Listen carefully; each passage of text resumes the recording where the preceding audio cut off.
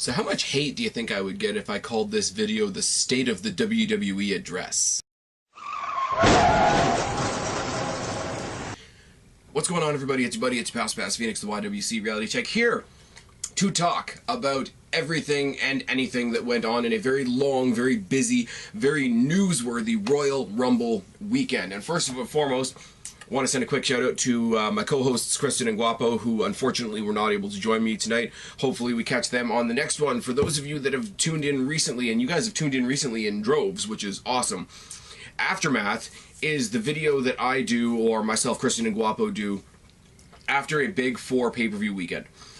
Not only is there a lot to talk about usually, but there's usually a takeover encapsulated with it as well. So it makes for a fair bit of content for a little bit of an extra video. It's like, okay, the bombs have landed. Here's where we all sit now. So what I'm gonna do, I'm gonna run through Takeover. I'm gonna run through the Royal Rumble. Just give you a couple of my brief thoughts, and you know, sort of what immediately happened after, what happened immediately on Raw, what happened immediately on SmackDown, what happened immediately, or what will happen immediately on NXT. NXT is a little bit of a different animal because we know the NXT after a takeover. Sorry, I'm tired and such, and this isn't fruit juice. But we know the NXTs after a takeover are not anything progressive. They're the show that was taped before the show, which is really cool. It gives the shows a different feel. And if you want my full thoughts on that show, go back 1, 2, 3 videos. I'm doing 3 reviews in 2 days for the next couple of weeks between NXT 205 Live and the Mixed Match Challenge. So I'm trying to squeeze a fair bit into a very short amount of time. The response I've been getting for those reviews, for NXT, for 205, for the Mixed Match Challenge, has been fantastic, so I do once again need to thank you guys. But let's start off with NXT Takeover Philadelphia. I'm just going to go through the matches, give you some of my thoughts. Ono versus Velveteen Dream. Who the fuck actually cares? Who the fuck actually cares? And I'm not saying that in a derogatory way. I couldn't give a shit about Ono, and I don't even find him entertaining in the ring. I tried. I really did. I know he's trying. I know he's got medical issues that, you know, contribute to certain things, and I get it, and he's, you know, not everybody has to be 6'5", 275, chiseled like The Rock and whatever, but he just looks like a kid that came out of gym class, and it's not a good deal. Velveteen Dream, as you guys know that have been following this channel the past little while, I don't like the gimmick at all, like in the slightest. It's such a rip-off, or it's such a 2018 Black Goldust, it's retarded. And the rumors that he's going to be pulled up to the main roster before even having a title shot, he's going to be pulled up to the main roster potentially with Goldust as his mentor, only backs up my point. I mean, decent match. I don't even remember who won. I don't care what they do with Velveteen Dream and Ono. There's not much to do with Ono. So let's move on to something a little more fun. Undefeated Era versus Authors of Pain. I mean, Authors of Pain are big, bad, brooding guys. They are the big shows of the NXT Tag Team division, are they not? And the Undisputed Era, or the ROH boys, as I call them, are going to have to be the quicker, faster, smarter, you know, abusive yet elusive, all those cliches. And they did, and they basically had a Authors of Pain slipped on a banana peel victory for themselves, and they hold on to the championships, which is fine and wonderful. And Authors of Pain are also going up to the main roster soon, apparently, which is again really great. We're going to get to a little something else later on when we get to the end of this portion, the NXT portion.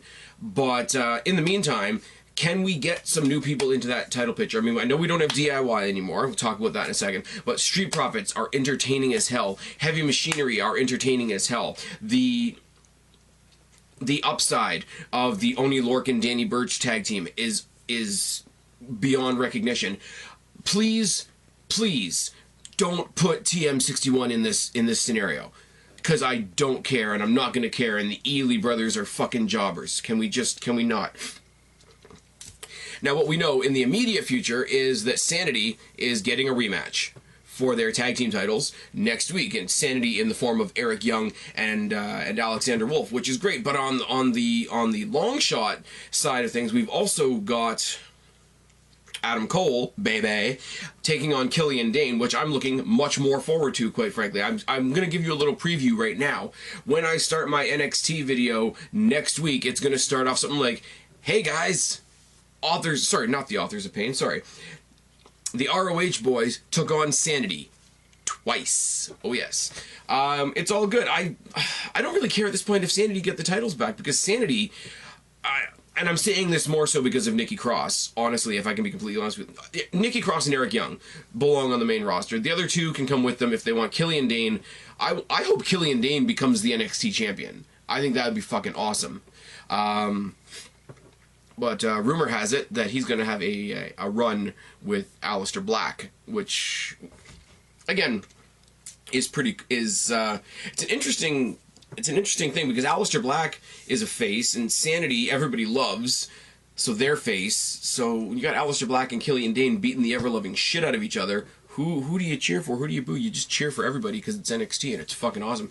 Ember Moon versus Shayna Baszler was pretty much exactly what I thought it was. Baszler was going to come out, and we were going to get enough of the feeling that she's not a real pro wrestler yet. She's an MMA person doing wrestling until she more morphs herself into that style. But I don't think the fact that she doesn't have a pro wrestler style, that she comes in with a more legit feeling style, I don't think that's necessarily a bad thing, because she beat Ember Moon from pillar to post, and Ember Moon basically escaped with her championship, and then on the rampway, put her in the... I think she was calling it the trump card, but now I think it's just called the Queen of Spades, the submission move that she has. And it's funny, because in an interview that they conducted with her after the match, she was all proud of herself. Ember Moon doesn't really look like a winner. Why don't you go down to the med tent, or the med room, or the medical facility, and see if she feels like a winner. I'm the winner. See if she's even walking right now, which is funny if you consider what happened the next night, but we'll get onto that a bit later on.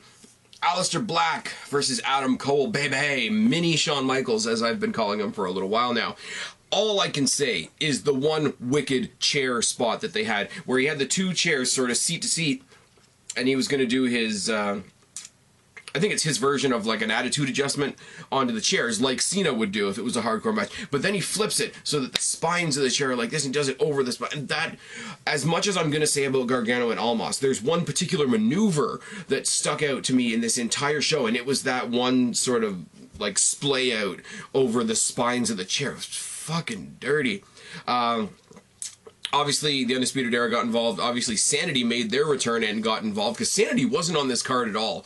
And it's bad in one sense that we didn't even notice they were there, but it says good things for the roster that Sanity wasn't on the show and we didn't notice it because it didn't feel like anything was missing. So it's kind of a catch-22. If you're not a fan of them, it's all good. If you are a fan of them, you can at least watch a show that doesn't have them on it, and you can still enjoy the show. It's all good. And as I said, Cole and Dane are going to fight next week, and I think that's going to be really, really good. As much as I said when they first came in, I'm like, these guys are from ROH. I don't know who the fuck they are. They got to prove something to me.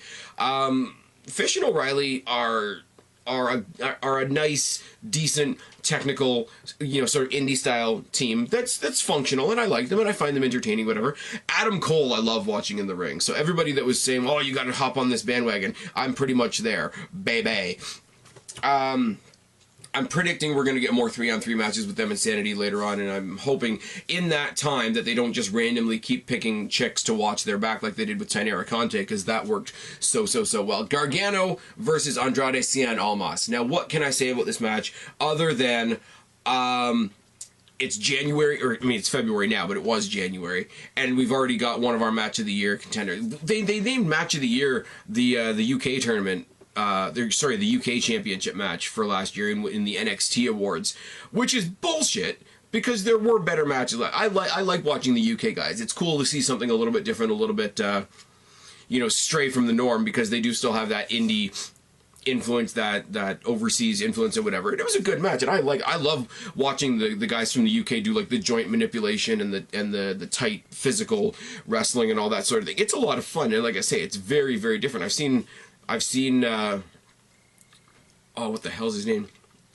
I've seen Pete Dunne in Destiny defending his Destiny championship against both John Morrison and Austin Aries in the past couple of months. So it's a lot of fun. And then Ellsworth cashed in the Cobra Cup, and if nobody knows what I'm talking about, go back a couple of minutes. Destiny Wrestling Carnage. But yeah, I call bullshit on it being match of the year. There's been better. There has absolutely been better. Anything involving DIY up to and including the night that they broke up. I'm sorry, it just is. No shade on Tyler Bate, no shade on Pete Dunne. I'm a big fan of both of those guys, and we're seeing a lot of Tyler Bate recently, aren't we? We're gonna get into that soon too. Where did I go? I'm lost in my notes already. Almost retained, which I didn't call at all. Candice LeRae got involved and she had her interaction with Zelina Vega. Very, very cool. Champa returned at the end, like I did predict, and anybody that was doing the pay-per-view pick'em and predicted that got an extra point for that, because Champa did return. Ciampa's not fully healed, I don't think, because he's still walking away limping like he needs the crutch. I mean, he's dragging the crutch behind him like a trophy after he bent it over Johnny Gargano's back. But it's all good, and it does lead you to believe that he might be healthy in time for WrestleMania, whatever the takeover is in WrestleMania. I guess it's Takeover New Orleans, because they're doing the New Orleans thing again. But Ciampa versus Gargano, I thought it would have been for the title. I thought it would have gone a slightly different way. I thought you would have had Zelina Vega get involved, Candice, scratch her out so that it's back to an even playing field. Johnny Gargano gets his big victory moment. Ciampa takes that moment away with the post-match attack, and then you go on to have Ciampa versus Gargano for the title at TakeOver New Orleans. But I mean, we're going to get Ciampa versus Gargano. On the other side of the coin, you don't need a title to sell that match. Anybody that watched the Cruiserweight Classic knows that. Anybody that watched... If we have to wait until both of these guys are on the main roster, which is another rumor that I've heard, it'll be worth the wait.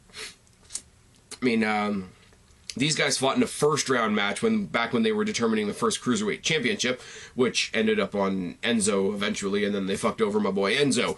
But they fought in the first round, and any match after that was like, okay, follow that. If these guys are going to fight eventually for the NXT Championship, that's fucking fantastic. Now, we have a little bit of a, what's becoming traditional at the takeovers is, pan the crowd and see who's here. See who's coming to NXT. And who do we have tonight? We had War Machine in the crowd, who I'm not familiar with. I'm not going to lie. They look like two big dudes that are going to go out and fucking destroy people. I hope that they don't get lost in the shuffle or they bring something different to the table in a division that right now still has the Authors of Pain and has Heavy Machinery. That's kind of a tough sell. Nothing against those guys. It looks like they've got a pretty unique look to them. I'm assuming they have a pretty unique style to them. I'm just not familiar. We saw Trevor Mann in the crowd, and it makes me smile that they put up his real name, because this guy is apparently Ricochet or Prince Puma, depending on what company you've seen him in. I've heard a lot. A couple years ago, I heard whispers that became rumblings that became screams from the hilltop. Spaz, you gotta check out Ricochet versus Will Ospreay, and I'm like, nope. No, I really don't. You gotta check out Kota Ibushi. Sorry, you gotta check out Kenny Omega versus Okada. No, I don't really. You gotta check out Kenny Omega versus Jericho. I'm like, all right, Jericho's good. Jericho pulled the young man to a good match, I guess. But that's about it. I'm being sarcastic a little bit on that one. But again, I'm gonna treat it like I treated the ROH boys, the Undisputed Era, which is still a fucking stupid name for a faction. Let's be real about that for a second. I'm going to treat this like I treated them. I'm going to treat this like I treated Finn Balor. I'm going to treat this like I treated Hideo Itami. I'm going to treat this like I treated Shinsuke Nakamura. Big names that I've heard whispered in my ears forever. Okay, now they're in NXT. Now they're on the playing field that I actually watch. Let them show me what they can do. And if they can do it, then fine. People said the same thing about Lio Rush, but then he proved that he's a fucking wingnut and doesn't know how to use Twitter properly. Candice LeRae, I'm already a big fan of because we saw her back in the Mae Young Classic, and she's married to Johnny Gargano. So that was, it felt like an inevitability, but not anything that makes it not cool to see her. And then, oh yes, you guys know I'm a fan of The Miz. A guy that I initially called TNA's knockoff of The Miz, the failure known as Derek Bateman from the original game show version of NXT, actually became one of my favorite characters in TNA when when I was still watching it, because he became a very good TNA version of The Miz. EC3 is back in NXT. I find it funny that they're not even bothering to call him Derek Bateman, which is cool. They're letting him bring his name over. TNA is letting him bring his name over, which is also good. But I love when they put up the graphic, it wasn't EC3, it was EC3 with the space, and it looked funny, and it made me laugh. I can't wait to see him in the ring, honestly. I can't wait to see...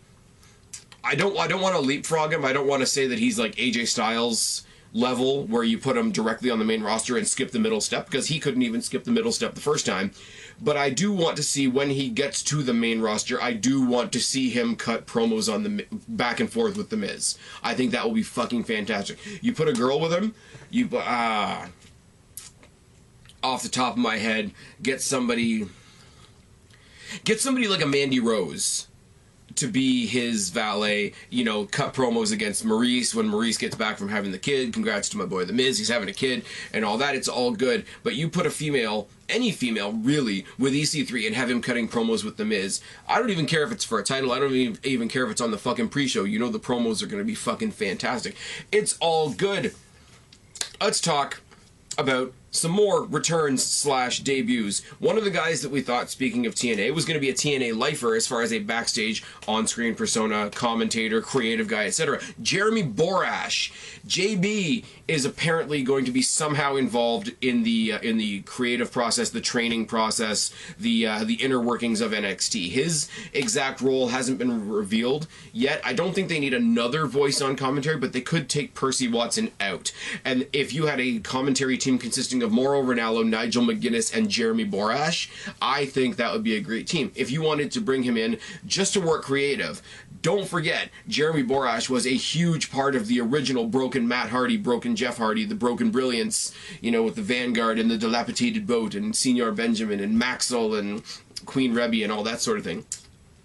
The original Broken Matt Hardy, the Broken Matt Hardy that actually worked, as opposed to the Woken, which is something I'm not even going to get into tonight. A lot of that was creative between Jeremy Borash and Matt Hardy. So if he's going to be in a backstage role, I think it'll help the company. If he's going to be on an onstage role or an on-mic role, it'll be great for me because it's another familiar voice. One of the few good things we can pick out of the dying company known as TNA, XYZ, Impact, Fuck That Owl Wrestling.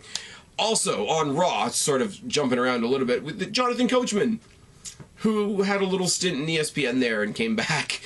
He's taken Booker T's spot on commentary on Raw, which is kind of cool, because the coach is always going to be a little bit of a wingnut. I think he's going to be the punching bag like Byron Saxton is on SmackDown, because I don't think they can do that to Booker T, really. And Booker T brings a very unique voice to the commentary table that you either love or hate. I mean, I hear some of the things that Booker T says on commentary, and I laugh, I roll my eyes, but it doesn't ruin my day. It does ruin the day for some people. And Coach now having the ESPN notoriety under his belt, I think WWE thinks it's going to make their show seem more legit, which isn't true, but whatever. The last thing I'm going to say about TakeOver Philadelphia, there we go, lost my train of thought once again, is strifenineteen won the pay-per-view pick'em for NXT Takeover Philadelphia, as I mentioned in my NXT review, so congratulations to him. Moving on to the Rumble. And the pay-per-view pick'em for the Rumble was very, very interesting because we missed out on 3 whole matches. They had 3 matches on the kickoff. The kickoff being 2 hours is way too fucking long. Let's be real for a second. But what do we have on the kickoff? We had the Luchadors versus TJP, Gulak, and Jack Gallagher, which is fine. Just a good, decent little match, right? You know, it's a filler. Like, 6-man tags are unless you've got the Shield, the New Day, the Wyatts, you know, the Undisputed Era, Sanity, AOP, and Roderick Strong, which was a thing apparently for reasons. But I do like that they've gone the obvious route on 205 Live, and they've put Kalisto and Lince Dorado and Grand Metalik in one faction. There was one thing, when we get to the men's Royal Rumble, there was something that really scared me about that, but I won't touch that right now. I don't know what's happening with Sin Cara either. If Sin Cara is there and they're going to go back to pretending that he's a cruiserweight for 205 Live, I wouldn't mind him being in there either. Like, the Lucha Dragons, instead of being a tag team, could be a Lucha faction on 205 Live, which would be a cool, nice, interesting thing for them, because they haven't had a big abundance of luchadors in WWE for a long, long, long time. I'm not saying make a new version of the LWO, because that'd be a bit much, but it could be fun. Now, I'm going to leave this where it is right now, because I am going to talk about the further developments in 205 Live later on. But it was a good... It was a filler. But it was a good filler. It was an enjoying filler. The Cruiserweights, as long as you don't really expect much story from them, the matches are good. Jack Gallagher, as a heel, is great. You know, the whole he's wrestling in the suit, because that pisses off a bunch of people. Gulak, being the absolute political goofball character that he is great. And TJP is somebody that I've been a fan of since back when he was in a mask not in 205 Live, in TNA. So you're going to get a good match. It's going to be flippy dippy, get the crowd up out of their seats type thing. The crowd had to sit through a lot that night, though, didn't they? The Revival versus the Club. This is just a thing that's going to keep going. This is, you know, we talked when they first started expanding the women's division. We were happy to see more than one women's division match on a pay-per-view. Hey, we can prove that there can be a legitimate feud outside the title picture. These guys, I mean, either one, the Revival are going to be tag team champs eventually. The Club are going to be tag team champs eventually when the Baszler Club, you know, raises its stakes a little bit. But in the meantime, if these guys are just going to keep one-upping each other, this could be a secondary or a mid-card tag team feud. And I don't... the Revival won on Sunday, but I mean, this could go back and forth for a while, and it becomes very, very cliche when we find a combination that we like, but I wouldn't mind like a best of 5 or a best of 7 series between these teams, culminated at WrestleMania on the pre-show. It's all good. And then Finn Balor can go win the world title, except that's not going to happen. Bobby Roode came out to do a U.S. title open challenge, and it was answered by Mojo Rawley for reasons, and the match was kind of shit, I'm not gonna lie. Apparently, this is where Ziggler was supposed to make his comeback, but he didn't. They bumped him and put him on the Rumble because they thought that that was a good idea. Now, the match sucked. Mojo Rawley as a heel is failing. Mojo Rawley as a face was already failing, and then they turned him heel and made it worse. But they did have a fatal 4-way this week on Raw for the next contender. It was Jinder, it was Rusev, it was Kofi Kingston, and it was Zack Ryder. Kofi Kingston and Zack Ryder, you know, aren't going to win. Jinder, nobody wants to see win. So we've got Rusev Day taking on Glorious Bobby Roode next week on... sorry, my nose is really itchy. It probably looks like I'm smacking myself in the face. I promise I'm not. I'm not having that bad a day. It hasn't been a great day, but I'm not having that bad a day. But where you go from here is, if Bobby Roode stays face, you do have to do that big, the American champion versus the non-American heel. You do have to do Bobby Roode versus Jinder again at some point. But if he turns heel and is like proper heel Bobby Roode like we saw in NXT, the one that's got to step up to him has got to be Dillinger, because Dillinger's been getting fucked around a lot too, let's be real. Okay. Moving on to the main card. AJ Styles defeated Sami Zayn and Kevin Owens in a match that was dumb, and an ending that was even worse. Because if it's a world title match, you should never be able to say at the end of the match, he didn't pin the legal man. I mean, this is the big problem with it being a handicap match for a singles championship, which is dumb. But here's the deal. Normally we would complain about a lot of outside interference in a world title match because it's important. It should be prestigious. It should be, you know, one-on-one or one-on-two in this case, and, you know, find out who the better man or better men are. In this case, this whole match was predicated and the whole story started because of the feud between Daniel Bryan and Shane McMahon. So the fact that Daniel Bryan and Shane McMahon didn't get involved in this match was disappointing as fuck. Now, I understand that there was a lot of other things going on. I'm pretty sure Daniel Bryan had other things going on. He was, you know, going to be, you know, hyping up Brie, and Shane McMahon had other things that he did later on in the night. But it's weird to say that because there wasn't any interference, the match was disappointing. Going on from here, Daniel Bryan has now turned on Owens and Zayn. I guess he's making them fight each other for a chance to fight AJ Styles at Fastlane. Now, this is kind of weird, and this is where we get into who won the Royal Rumble, which I'm going to talk about in a second. But it wouldn't be... Everybody that's ever watched anything in New Japan is going to shoot me for what I'm about to say. I have a theory going later on. But right now, Owens was hurt going into this match, which is why, if you go back and you watch the match, Sami Zayn did the lion's share of the work. But, I mean, like, AJ Styles versus Sami Zayn ain't a bad match. I like Kevin Owens, don't get me wrong. But Sami Zayn and AJ Styles ain't a bad match at all. I predict that they're going to give the win to Sami Zayn. Owens has had a lot. Owens is not nearly seen as prestigious as he should be, but Owens has had a lot more if you want to compare him to Sami. If you want to partner them up, which means on some level you think they're equals, Sami Zayn ain't had shit. Like, as far as accomplishments go. He doesn't have a Rumble. He doesn't have a Money in the Bank. He doesn't have a King of the Ring, if King of the Ring existed, which it should. He doesn't have a singles title. He doesn't have a mid-card title under his belt. He won the title in NXT, and that's the last piece of gold he ever got to hold. And that's really sad. That's why I predict, let's be real for a second, Fastlane and Chamber, which I'm going to talk about later, are both throwaway pay-per-views on the way to WrestleMania. So why not give Sami Zayn this match, which we all will be able to predict the outcome of. Usos versus Gable and Benjamin, 2 out of 3 falls. Usos win 2 straight falls and basically squash the team of Benjamin and Gable in the process. I mean, don't get me wrong, the match itself was great, but if you go into a 2 out of 3 falls match, yes, to break the cycle of one team wins one team wins one, and then they go and they have their 3rd fall, that is the predictable thing. To break that and have a team surprise with 2 straight falls is friggin' great. It breaks the monotony of that particular stipulation, which on the one hand I can applaud them for, but on the other hand, it just means that the losing team got smacked twice, and if you watch the match, it happened pretty much in succession. I really do have to ask that WWE considers breaking up the American Alpha 2.0 team. Not because they're not athletic, not because they're not good, but because I have another idea that I'm going to talk about after I talk about the Raw Tag Team Championship match later on. But it looks like if what we saw on SmackDown is anything to be believed, I mean, we're going to get the Usos versus the Bludgeon Brothers, which the Bludgeon Brothers gimmick failed on its first night. And they're big guys. And they're big athletic guys. Rowan's great. Harper is fucking amazing for a guy the size that he is. But the Usos have been having great matches with people that they can level off with. They could level off with American Alpha 2.0. They could level off with the New Day. They could, if they gave them the opportunity, they could level off with Breezango, but they're not going to do that, which pisses me off. Bludgeon Brothers should be having a decent feud with the Ascension. The Ascension should be risen up to a point where that can be a separate feud. Like I talked about on Raw with Revival and Club, you could have Ascension and the Bludgeon Brothers in a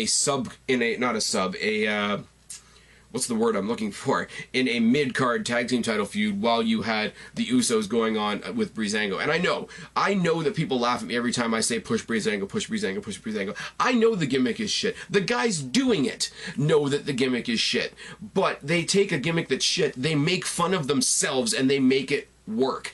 And take that aside, you got Fandango, who's underrated as hell in my opinion. You've got Tyler Breeze, who was the Dolph Ziggler of NXT back when being the Dolph Ziggler of NXT meant something good. So you could get an athletic as hell match out of those two, and you can get 2 separate matches. Have the monsters face each other, have the athletic guys face each other, have American Alpha 2.0 feud with the New Day, because that's who's left.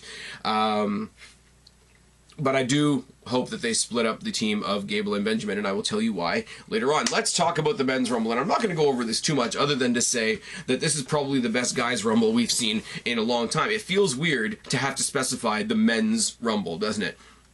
I mean, it feels like we should be able to say the Rumble and the Women's Rumble, the Money in the Bank and the Women's Money in the Bank, the title and the Women's title. But for the sake of equality, I'll say the Men's Rumble. Like, let's go over some of the surprises that we had in there. We had the Hurricane in there, which was great, and as a lot of people have said, I'm pretty sure Edge, Christian, and the Hardys had a lot to do with a lot of the people that were in there, because you had Lita in there, you had Beth Phoenix in there, you had Hurricane Helms in there, and obviously you had Broken Matt Hardy in there. Jeff Hardy's injured, which sucks.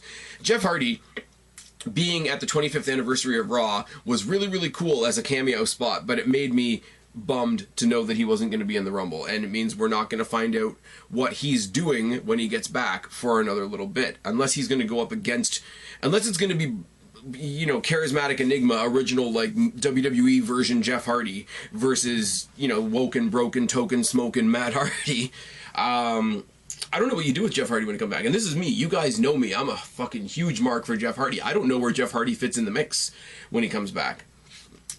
But what else do you have? You had Andrade Cien Almas. And I'm going to say this again when we get to the Women's Rumble. People are pissed that the NXT champions, both of them, were in the respective Rumbles knowing that they couldn't win. Why would you put them on the main stage if you're just going out there to job? Well, first of all, you play up the story that they were both in rigorous matches last night that left them both battered, broken, and bruised. You underscore how great it is that they could be there the next night, that they could, you know, do everything that they've done and you know, go through their match. I mean, Cien defended his title. Ember Moon, who I'm going to talk about later, defended her title. It's all good. And then they went on and lasted this long in this Rumble, especially with Ember Moon, who, you know, first ever Women's Rumble, she doesn't even have any way of preparing for that. So good for her. She's got her fucking arm that was left on the ramp last night by Shayna Baszler. Adam Cole, baby. Adam Cole... I could sort of buy why people are pissed off that he was in it, because he was in an Extreme Rules match with Aleister Black, who's this big unstoppable force. How's he even moving, let alone being in the Rumble? But I thought it was really cool to see. I thought it was cool to see him without the rest of his guys there as a solo guy. It was cool to see him and Almas in there together, because it gives me a little bit of hope. You get a heel-on-heel feud for the title sometime later on, which would be great. Rey fucking Mysterio. Now, anybody that's been watching this channel for a long time knows how I feel about Rey Mysterio, so I'm just going to leave it at that. He had a great showing. He had a great showing in the Rumble. I will give him credit for that. He's all jacked up to shit. I mean, go work for other companies that allow you to kill people and use steroids, and you get to look like Rey Mysterio, and it's all good. Ziggler returning at 30 was stupid because it was supposed to be a big fucking deal, and then he got chucked, which made it irrelevant. The Iron Man for this match was Finn Balor. Finn Balor came in at number 2, eliminated 4 people, lasted 57 minutes and 38 seconds, which is fucking phenomenal. Shinsuke Nakamura is your winner.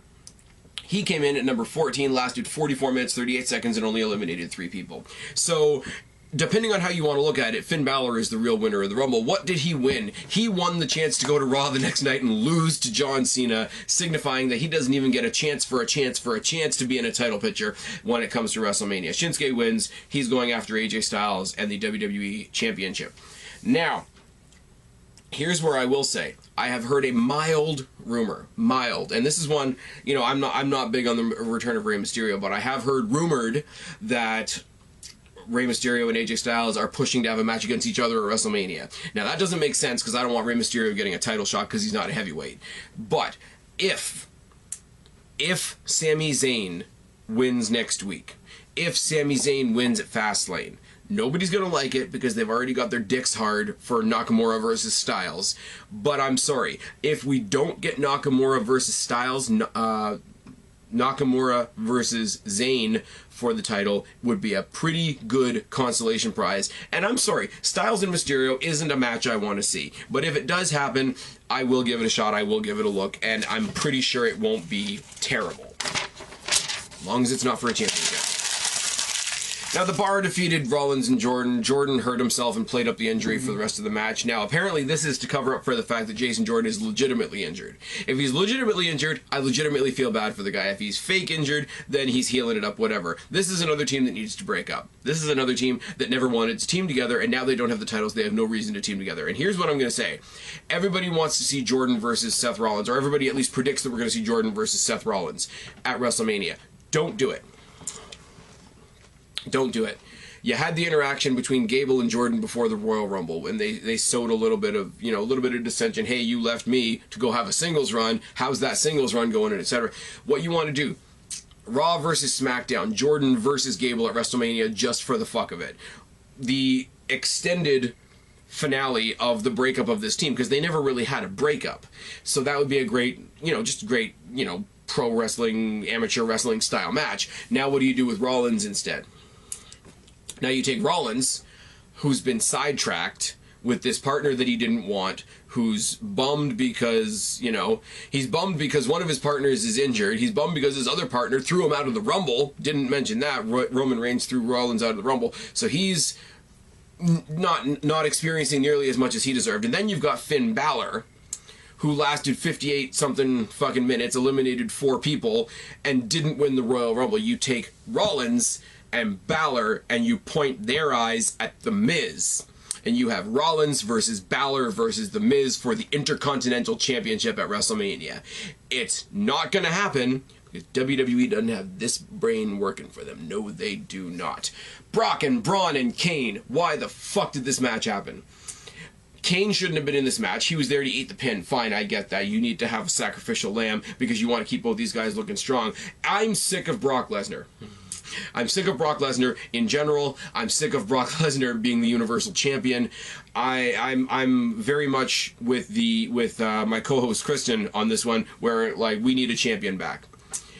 But at the same time, I'm not, because the champion's been gone for so long, and the champion's been absent for so long, the title's been absent for so long, that I give more of a shit about the Intercontinental Championship on Raw than I do about the Universal Championship. And that's cool in one sense, because you get fantasy booking like I just gave you with Rollins and Balor and Miz, which would be a fucking fantastic match.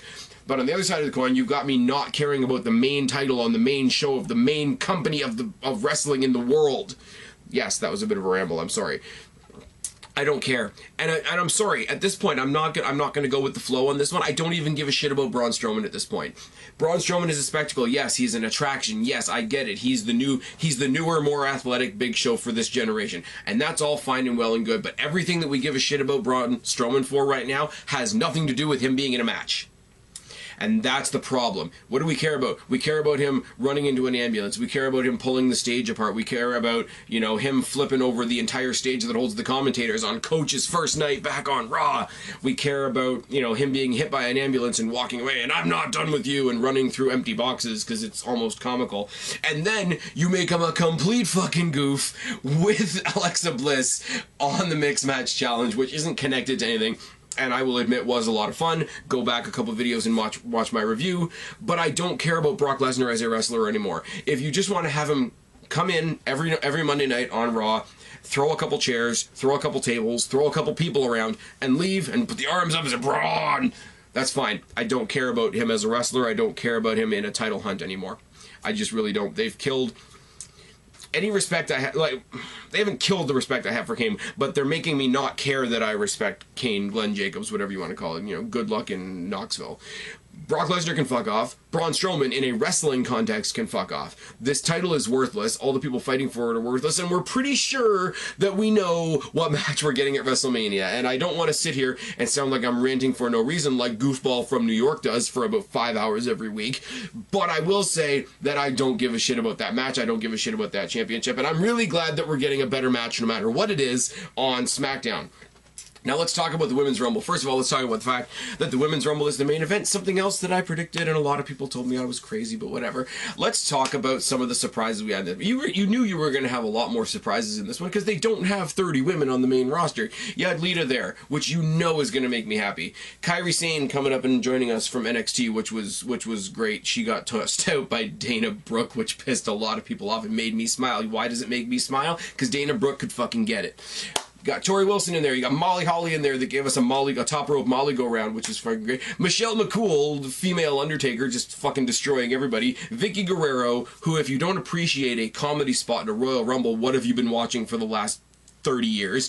Kelly, I could do without, not gonna lie. Jacqueline was there. Ember Moon there with her championship. I don't care that she was thrown out as the champion, because she basically went in there, you know, the one-armed woman in the ass-kicking contest, and still made a good showing of herself. Beth Phoenix was in there. She had her great stare-down moment with Nia Jax, which was great. You know, the two powerhouses coming together. It's the closest thing we could get to Nia Jax and Karma, which a lot of people were predicting, which didn't happen.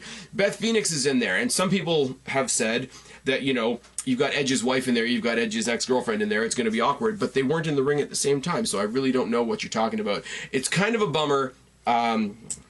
Actually, hold that thought for a second. You had the Bellas in there, which made me smile. It's good to see them back in ring shape. We know how much they've been talking on social media about wanting to come back. And then you had Trish Stratus. Now, it's a bummer that you did not have Trish Stratus and Lita in that match at the same time, because that was, I've always said, no matter what you say about the women of this generation and how fucking fantastic they are and all the opportunities they're getting and the great matches they're having and whatever, go back to the old days, talk about Trish Stratus versus Lita. That was your Rock Austin of the women's division as far as a rivalry goes. For these women that were around when you got 2 minutes or less for your match, when you got no character development, when you got no promo time, when you were having, you know, bra and panty pillow fights in the mud and all that sort of thing, it's very cool for them to actually get a shot to show what they can do in a match that goes more than a commercial break. I'm really happy for them for that. It was cool. They didn't give us Trish and Lita, but they did give us a replay of the old Trish Stratus Mickie James rivalry, which is fine. The final four were the Bellas, Sasha Banks, and Sasha Banks, and obviously Asuka, because she won. But I mean, you had Sasha Banks thinking that she was going to lead the Bellas in a beatdown of Asuka, which is a smart move, but at the same time they're gonna look at her and be like, yeah, when we had Team Bella, you were on Team Bad with the retard from SmackDown trying to take us down. Why would we do you any favors now? They double team her and chuck her out. Then we get Nikki tosses out Brie. And Asuka eliminates Nikki Bella to become the winner of the first ever Women's Royal Rumble. I will say the long extended slow motion head scissor that she took Nikki Bella over the top rope with was a little cringy to watch, only if you know the history that Nikki Bella has with neck injuries and the way she took her out kind of backwards, kind of arched her back and her neck, and you know, it's a little bit of a worrisome spot, but it was very, very cool at the same time. Asuka did not get to choose a champion like Nakamura did. Nakamura came out, grabbed the microphone, immediately said, I'm going for AJ Styles. Now, AJ Styles and Brock Lesnar were obviously not at ringside for this match because they had other matches to worry about. The women's champions were outside the ring because they didn't have matches tonight, so they were out there. They were able to come in the ring so Asuka could make her big announcement what champion she's going for. She didn't get the chance because then you heard the Joan Jett music playing, and eventually the cameras actually panned over to the rampway and saw the debut of Ronda fucking Rousey. Now this is cool for so many reasons. First of all, Ronda Rousey could get it. Second of all, Ronda Rousey wasn't in the Rumble, so all the people, including my co-hosts, that were saying Ronda Rousey being in the Rumble would kind of defeat the purpose of the Rumble, and it would kind of, you know, cast some shade on the people that have worked to get us to the point where we have a Women's Royal Rumble. So you didn't have that. You had a legitimate woman that's been busting her ass for like a 3-year undefeated streak win the Rumble. Ronda Rousey's there. She's bringing her name value and all that sort of thing. She's going to Brock Lesnar all over the women's division, which is going to be great. And you've got in the ring at that particular time, you got Alexa Bliss and Charlotte, the two champions. I still say the two champions should have been in the match. If they win, they get to choose their own opponent at WrestleMania or some stupid thing. But Alexa Bliss and Charlotte should not have been left out of the Rumble. That's just my personal opinion. As it goes right now, everybody's saying they want to see Asuka versus Charlotte. And I know we want to see that match. That's going to be a fucking fantastic match. But if you look at how the pairing goes, unless somebody loses a championship, that leaves us with Ronda Rousey versus Alexa Bliss, which is not exactly a match I'm looking forward to. So do Asuka Bliss now so that we can have Charlotte Rousey, and then you do Charlotte Asuka at you know, do some trades after Mania, Roddy, you know, superstar shakeup, and then you do Asuka versus Charlotte at SummerSlam. Save that one, because right now there's already an existing story between Asuka and Alexa Bliss. She's already sort of made herself the #1 contender by beating her like twice a couple weeks ago, which is fine. You know me, I'm an Alexa Bliss fan. I don't want to see her lose the championship, but if she's facing Asuka or Ronda Rousey, she's losing the championship, isn't she? I don't know. I thought it was really cool. She comes out. She's got the rowdy Ronda Rousey thing with the Piper font and the Joan Jett music, and everybody's making fun of her because her jacket didn't fit, because it's a jacket that she got from Roddy Piper. You fucking morons. Anyways, the winner was Asuka, who came in at 25 and was in the match for a whopping 19 minutes and 41 seconds and eliminated 3 people. The Iron Woman of the match is Sasha Banks, who's in there for 54, almost 55 minutes, also eliminated 3 people, and then proceeded to try and kill herself the next night on Raw when she did a suicide dive that was met by a spin kick by Asuka, curled herself all up and landed on her neck, because Sasha Banks is very good at making us think she's going to kill herself. We also got the announcement on Raw that Alexa Bliss is going to be in the Elimination Chamber, the first ever women's Elimination Chamber, defending her championship. So we have Asuka not only on the sidelines, not only not able to pick the championship that she's going to go after, because she doesn't know who's going to hold the Raw championship, but you've got Charlotte talking some shit about her on SmackDown and then getting the shit kicked out of her by Ruby Riott. Ruby Riott made a hell of a showing of herself in the Rumble as well. I do have to say that much. Really, really fun match. I have no problem with this main eventing. There's only a couple really, really, really sexist people on the internet there that are saying that the women don't deserve to main event the Rumble. And I'm not sitting here trying to white knight. You guys know me. The last thing I am is a white knight. Follow me on Twitter. You'll see what I mean. At SpazPhoenix1. But, I mean, as much as I said the men's Rumble was the best Rumble that we've seen in a couple of years now, this Rumble was better than the guys. I mean, it was awkward, yes. There was some feeling out process. There was some, you know, some kinks to work out. And a lot of the women in this match were women that haven't wrestled in a long time. But still, it was better. It was new. It had a great feel to it. And I don't know what else there is to say about it. I had a lot of fun. I watched it twice more after the show was over. After I was done listening to the Taz show and his thoughts on it and whatnot, everybody's like, oh, Ronda Rousey took the shade off of, or take the shine off of Asuka, and you're fucking retarded. That's all I have to say about that. Asuka won the Rumble. 10 years from, you know, everybody, goofball from New York, sitting there saying, oh, when you think about it 10 years from now, you know, what are you going to think of? Are you going to think of who won the Rumble, or are you going to think of the person that randomly showed up at the end for a minute? I mean, yeah, you're going to think of Ronda Rousey debuting, but if, you know, if wrestling had a trivia game, the trivia game wouldn't be who showed up after the match was over. The question on the trivia card would be, hey, do you remember the first ever Women's Royal Rumble? Do you remember who the winner was? And it was fucking Asuka, who's a wrecking machine. And probably going to destroy somebody at WrestleMania, unless they do some bullshit tag. Now, I have heard that Ronda Rousey might not be going for an actual championship at WrestleMania. Royal Rumble just passed. WrestleMania is the one that's coming up in the future. I'm good. I'm getting there. I've heard that it's going to be a mixed tag match, like an extra match on the card. It's going to be like her and The Rock versus Triple H and Stephanie McMahon. I can't tell you how many ways I want this to not happen. I don't need to see Stephanie McMahon in the ring. I don't gain anything from seeing Ronda Rousey beat up Stephanie McMahon again. And as much as I've been pushing for Triple H versus The Rock, it needs to be Triple H versus The Rock and leave the women in the back, not in a sexist context, but just one-on-one, you know what I mean? And Ronda Rousey, who's gone on several interviews now, you know, assuring everybody that she's not going to be working a Brock Lesnar schedule, that she is going to be a full-time member of the roster. Okay, if you're not going to have her in the main event, if you're not going to have her fighting for a championship, put her in there with somebody. Okay, make Nia Jax this unstoppable force. Okay, who can stop this unstoppable force? Nia Jax, Ronda Rousey. Now, is that the key match that I want to see? No, I want to see Charlotte versus Ronda Rousey. That's what I want to see.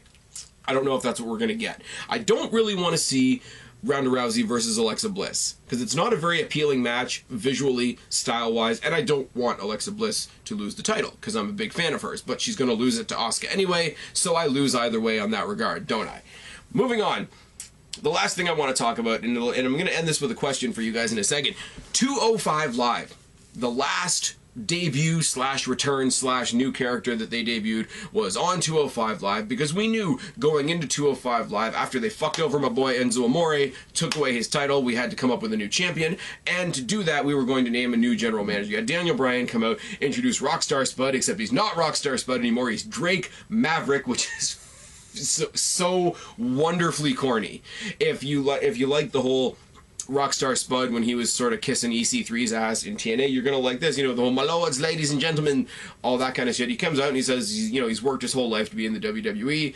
We need a new champion, don't we? Why don't I get started on that? And he announced a 16-man tournament that's gonna happen from now until WrestleMania. And it's all good. What I love about this is it's not just the people that are on 205 right now, because I don't think there's I don't think there's 16 people right now on the 205 Live roster. So, you know, one of the matches we had was Cedric Alexander versus Grand Metalik. I mean, Cedric Alexander is going to be pushed to the end of this tournament. Remember what happened when he was in the CWC. But the other one was, who the fuck was it now? It was TJP versus Tyler Bate. And next week, you've got Hideo Itami, who's just come up from NXT to 205, and he's taking on Roderick Strong, who's still in NXT. So you've got UK guys, you've got NXT guys, and you've got 205 Live proper roster guys all are going to be involved in this tournament. So this is what I'm going to leave you guys with. And this I'm going to review this tournament the same way I reviewed the Cruiserweight Classic, because I think it's going to be that good. I think the people that are retarded and think, oh, this is only going to get over if you put it in a small venue, can go fuck themselves. Oh, yes. Last thing I want to say to you guys is this. There's 3 brands for the WWE that exist exclusively on the WWE Network and nowhere else. There's NXT, 205 Live, and the UK division when they decide to do so. The UK division has already kind of been adopted by NXT.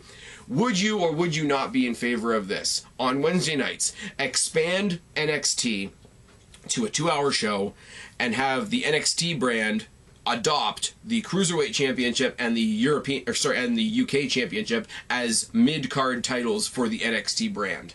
NXT like, nobody, and myself included, nobody thinks that NXT can do any wrong. I mean, they hired No Way Jose, they came up with the Velveteen Dream gimmick, and they think TM61 is impressive. But other than that, you know, Bianca Belair with the hair whip, but the good outweighs the bad. Nobody gives a shit about the UK guys because they don't have their own show. And 205, like, shitting on 205 Live people to do, even though the wrestling is great and the stories are a little, like, secondary.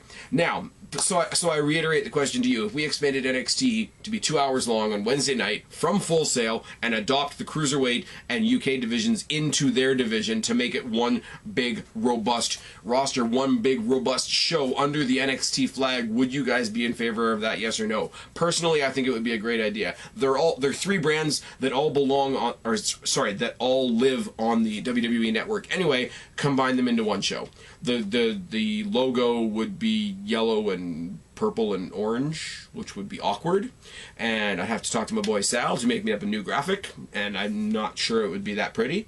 But other than that, I think it would be a fantastic thing. The entire Royal Rumble weekend was great. Even the pre-show matches for the Rumble, even Ono versus Velveteen Dream on TakeOver, which I didn't really give a shit about, wasn't a bad match.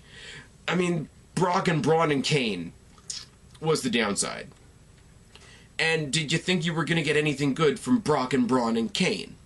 So you got what you expected. You got what you paid for, or didn't pay for, because we're watching it on the network anyways.